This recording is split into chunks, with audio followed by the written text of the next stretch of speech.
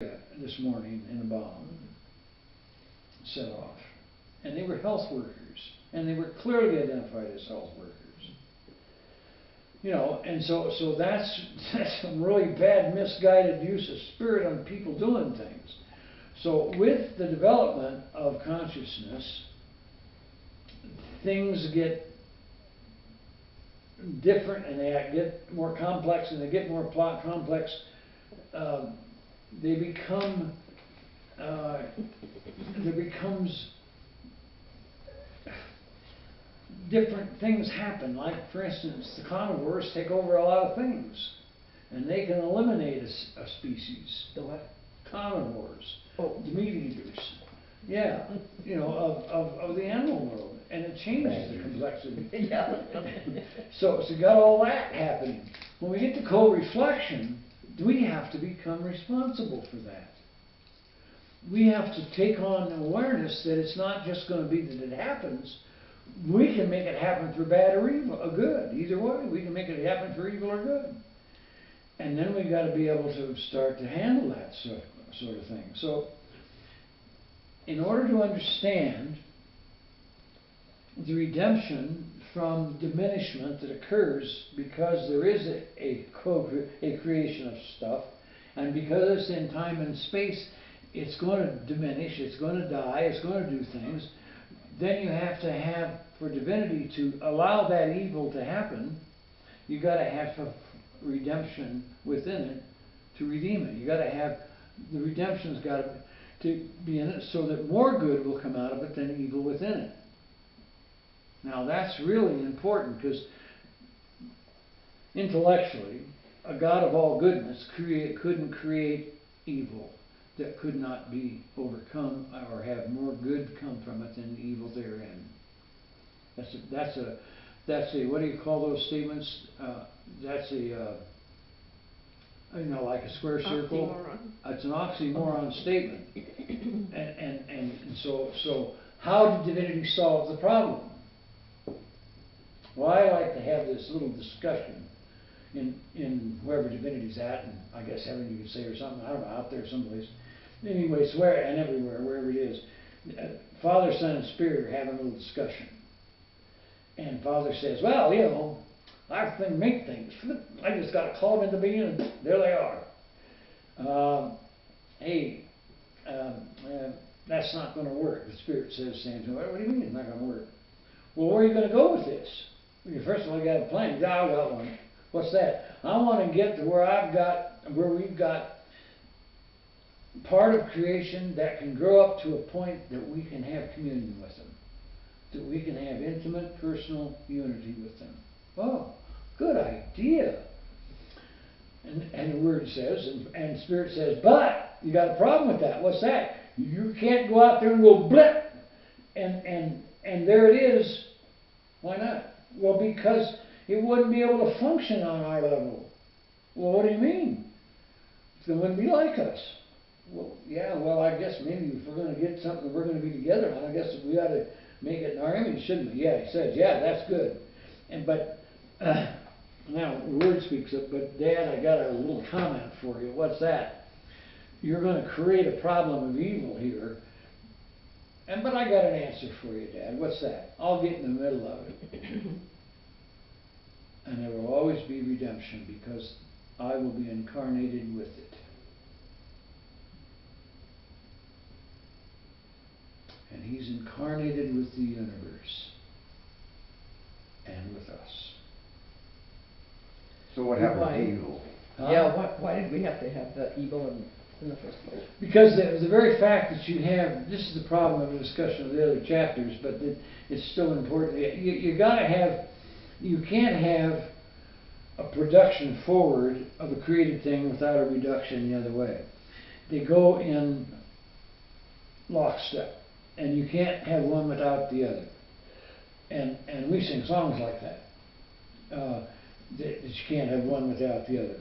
And so it turns out in creation that's outside of, it's not divine, it's the nature of it has to be done in time and space. Time and space was a necessity of creation.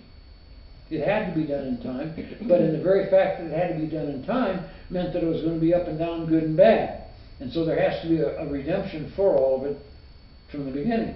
And that was the very presence of the Word in everything. Now you've got another little thing. But you still haven't explained the source of evil. Pardon? Source. The source of evil. The source of evil is just simply the disarray or the dissipation of things. The source of evil takes on a new meaning in co-reflection when you can choose it. That's a deeper level of evil by far than one that just happens because the thing dies and decays. But God is still the creator of evil. No. Not in the sense you just said it, no. God is the creator of that which produces evil in agreement. He makes an agreement with that because then he provides the redemption for it from the beginning and better than any of the evil to be found in it. Now, what is the source of evil then? What is the source of evil? Creation. And it's a byproduct of creation. It's not that the Lord knew that was going to be there. The Lord understood that to create stuff in time and space was to create dissipation also, as well as growth and direction. And that's accepted. He doesn't judge that as evil. He just says that's part of creation. There's an interesting thing when he doesn't judge evil that way that leads up to something very important, that when we come along, and he knew we were going to come along and choose evil, he also doesn't judge that. He judges it in the sense of calling it evil, and it says it's got its consequences. Okay, but what he doesn't do is he doesn't judge us forever lost because we do evil. And he provides redemption that allows us freedom from what we've done that's evil through the cross and resurrection. You know, I mean, it comes back to basic fundamental things. Always. But the evil, any evil man can do, and all evil man has done in history or can do in the future, is less than the good that's coming out of mankind's presence and reality. So actually humans invent the word evil in order to judge something that is in the that's an interesting concept. I suspect that it's an interesting thing. Who brought out who made up the concept of evil? And it's very possible that comes out of man's language and man's socialization. But God then says, okay, we can use that word, and so here's a tree of good and evil for you. You know, in other words, he can understand that. He works in that concept and understands it. But always, the tree of life is greater than the tree of good and evil. Always, always, and always will be. And that's really important to get a hold of. This may sound like kind of crazy thinking to try and sort this out, but it isn't, because this is got to be handled and made clear. This is why we have 1 million suicides a year, and I think it's probably limited to America and Europe that primarily those figures come from, and maybe a little bit of other like South America and other things where we got some kind of way of getting figures. I mean, the study done was 1 million suicides a year. Well, those studies came from someplace, and I'd imagine that most of it is in the kind of cultures we know, not in the Muslim culture particularly, because I don't think they keep track of that. They don't seem to anyway. And you know, and so what I'm saying is that's a huge amount of depression and a huge amount of evil. But if you really understand the good overcomes the evil, I don't have to get depressed about how bad I'm in trouble here. Because no matter where I'm going, it's going to be better than where I am if I just keep my attachment to the center of my being, divinity within me. I know that I'm kicking around some pretty big concepts, somewhat lightly in a certain sense, and my goodness, I haven't got hardly anywhere with this thing yet. You know, I understand that. We're on page Page 3. 4, I I think. page 4, emergence of Christ. And I've got to go. How long do you plan on these sessions lasting? Okay, let's do one thing. Let me tie up this on the tape.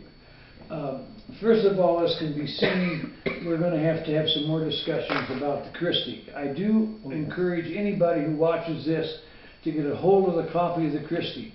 The Christic can be found in The Heart of Matter, and that book is available on Amazon, and I'm not sure where else it can be found, but I know it That's can be not what found this there. is. You wanna show that? That's not what this is. The monad is different than, that's the Christic, yes. The Christic is in The Heart of Matter. The Heart of Matter, in this book, contains... Well, what is this? This says the Christic. This is the article, the Christic, from this book. Okay, so we already have it. Oh, you have it, yeah, but other people watch it, they don't have it. Oh. So I'm saying, make sure you get The Heart of Matter and read it, read the Christic, it's very important. And it's very important to This is understand. in that book. Yes, that is. And it's online. I think so. I think I got it offline. Yes, I think I did. Now, but in any case, and I hope I have. Yeah, let's not go too far there for a moment. I want to get to one place that I want to read before I close this out in terms of this issue of the issue of Teilhard's being honest with us.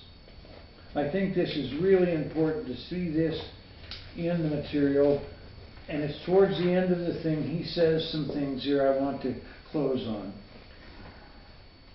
And he's gone through this, and he's defined how this sense of what he's had is so completely enriching to everything that is around and everything he's ever been and studied. And he's lived with it, but this is what he says at the end of his search.